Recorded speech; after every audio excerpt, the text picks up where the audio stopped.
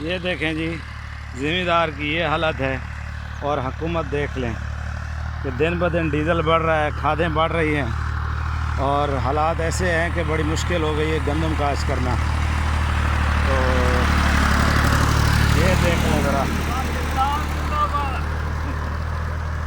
تو حالت یہ ہے، اب خود اندازہ لگا لیں کہ مٹی مٹی ہونا پڑتا ہے، تب جا کر یہ گندم اور دانے بنتے ہیں اور آپ لوگوں تک پہنچتے ہیں۔ تو یہ ذمہ دار کی یہ محنت ہے۔ لیکن ابھی جب ہم گندم کاشت کر رہے ہیں تو ڈیزل بھی بہت مہنگا ہے، کھادیں جو ہے نا، جو پچھلے سال ہمیں کھاد ملی تھی 4000 کی، وہ 8000 کی ہے۔ جو سونا یوریا ملی تھی وہ ملی تھی 18 میں، ملی تھی 1800 میں، ابھی مل رہی ہے 2100 میں۔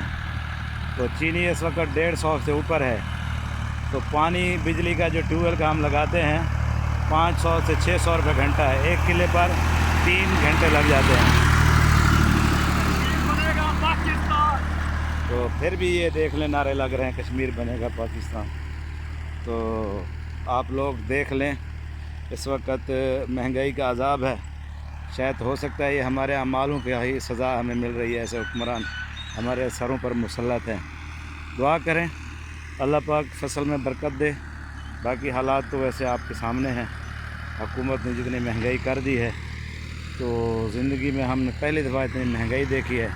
ابھی دیکھیں کہ گندم کاشت کر رہے ہیں تو کیا بنتا ہے ہمارا، 1500 روپے کا ایک پانی لگے گا، بجلی بڑھتی رہی ایسے تو بڑھتا جائے گا، تو 7 پانی لگتے ہیں۔ آپ خود اندازہ لگا لیں کہ کتنا پانی لگتا ہے۔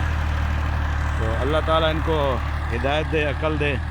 یہ IMF کے غلام بنے ہوئے ہیں، وہ جیسے کہہ رہے ہیں یہ بڑھا رہے ہیں، تو ذلیل کریں گے عوام کو اور کیا کریں گے۔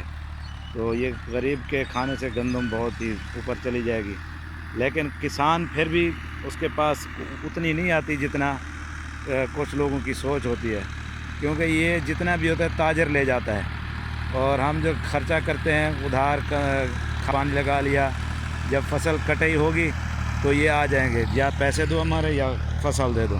فصل بھی پھر مختلف دام میں لے جائیں گے مفت میں، پھر آگے جا کر یہی لوگ کماتے ہیں پیسے۔ تو ابھی جیسے چاول کی کاشت ختم ہوئی ہے تو ابھی 1200 سے 1300 روپے من ہے، ٹھیک ہے۔ ابھی جب یہ کسان نے فروخت کر دی ہے تو یہ ابھی جا کر بکے گی آگے 1500 1600 روپے من۔ کائنات بکے گی، یہاں ابھی بک رہی ہے 2200 3000 پر چلی جائے گی۔ تو یہ حالات ہیں۔